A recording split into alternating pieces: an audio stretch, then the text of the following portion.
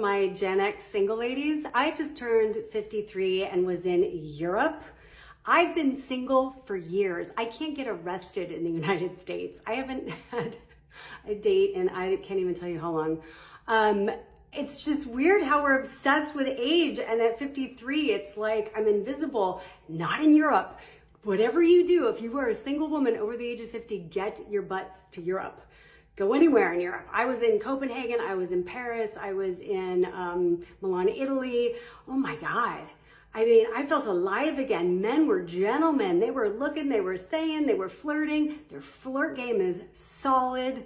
I felt like I was in my 20s again. It was amazing. They just don't have an issue with age over there. They love older women. They respect older women. Older women are sexy to them. It's so different here. It's like we're invisible over a certain age. Not over there. Not to mention they dress better, they smell better, and they're way more cultured. And sexy accents. It was the ultimate ego boost vacation. A lot of men in Europe used her for a one-night stand, is what she wanted to say. Men in Europe won't commit to her for the same reason men in America haven't for over 50 years, because she is a dating liability. Is dating in your 50s really that fucking bad? I just got off the phone with my friend and she's like, I'm done. I stopped dating 3 years ago. You didn't get the memo? Like, no. I'm done. I'm better off alone. I have my job. I'm financially secure. I have my house.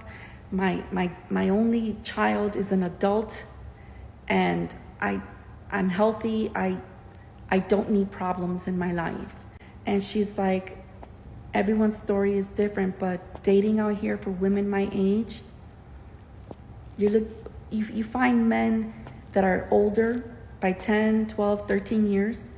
They're in their late 60s, maybe early 70s, and they're looking for a nurse. They're ready to settle down at that age. You know, and if you find a man that's 55, semi-good looking, has a good job, is financially secure, he doesn't want your ass.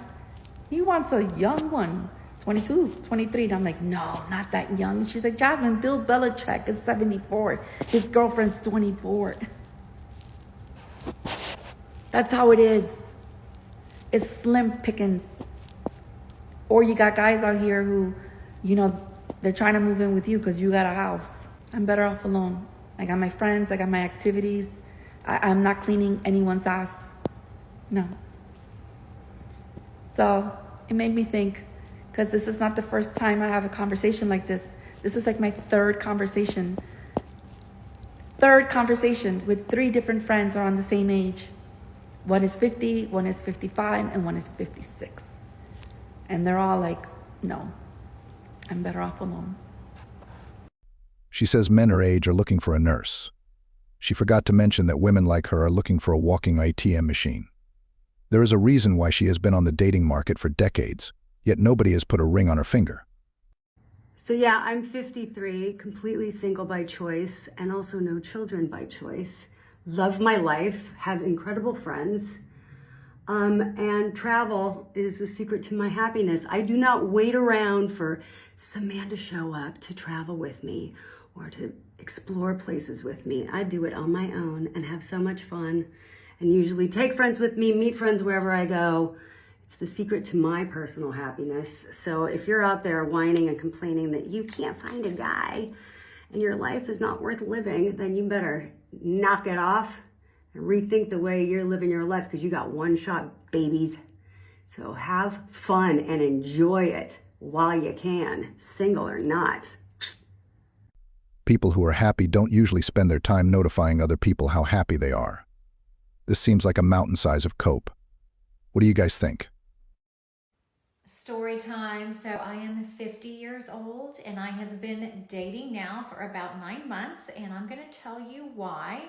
I decided after knowing this guy for less than 24 hours that I am not going to go out on a date with him. So we matched on the new Facebook dating app. I don't really know if it's new, but it's new to me. I just sort of signed up for it, I don't know, like 2 weeks ago. It's basically on Facebook, and you just sort of activate the dating part of Facebook. None of your friends know that you do it, only other people that are on Facebook that are in the dating app also no, right? So I matched with this guy and we started, sort of bantering back and forth. Great communication in the beginning, just easy texting, whatever, nothing like inappropriate or anything. And then he was like, well, hey, how would you like to chat later on? So that's one thing I do like is like, okay, yes, that's great. Let's text for a little while. But then within like the first day or two, you need to ask me if you're a guy, like we need to talk on the phone. So he said, hey, would you like to talk on the phone at some point in the next couple of days? And I said, sure. Here's my cell number. So I said, why don't you call me tomorrow evening? And so that's a test.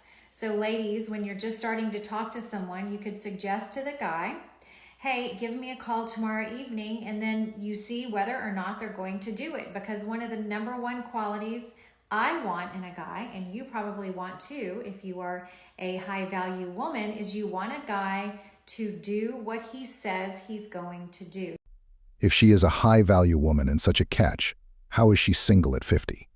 That's very important. That shows he has integrity, that shows he has values.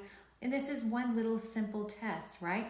So I said, here's my number. Why don't you call me tomorrow? He said, great. I will be sure and text you before I call you. I thought, that's great. So the next day came. I got a text from him that morning. We had some nice banter going back and forth. We were texting back and forth. It was great. And finally I was like, you know what? I'm done. Like, I don't really want to text you anymore. Like, as you said, just call me back later tonight. So I said, I think I said something like, okay, sounds good.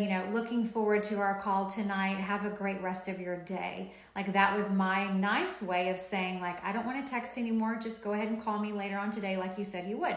And he said, sounds perfect. Have a great day as well. Like a little kissy emoji. Okay, perfect. Good. So the night came, which was last night. And I go to bed early. I go to bed at like 9 o'clock, okay? Because I need my beauty sleep.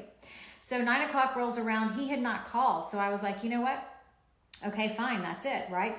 So I go to sleep. I wake up this morning. I see if he called. Maybe he called later. Maybe he called at 9:30 or 10. He did not call. Instead, he sent me a text this morning around 8 a.m. that said, good morning, gorgeous.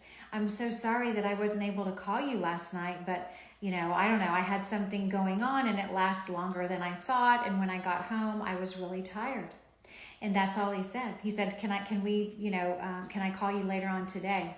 And guess what my answer is? My answer is absolutely not. In fact, I didn't even answer him because I'm not going to waste my energy even responding to this guy. I blocked him because guess what? That was his very first test. He should be on his best behavior right now. So if he can't even follow through the very first day I meet him on giving me a simple phone call, he's not my guy. Because guess what? I want a guy who does what he says he's going to do. A woman in her 50s shouldn't be making tests like she is a mid-school teacher.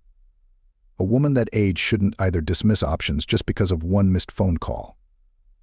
On top of that, this man explained why he wasn't able to follow through on their agreement.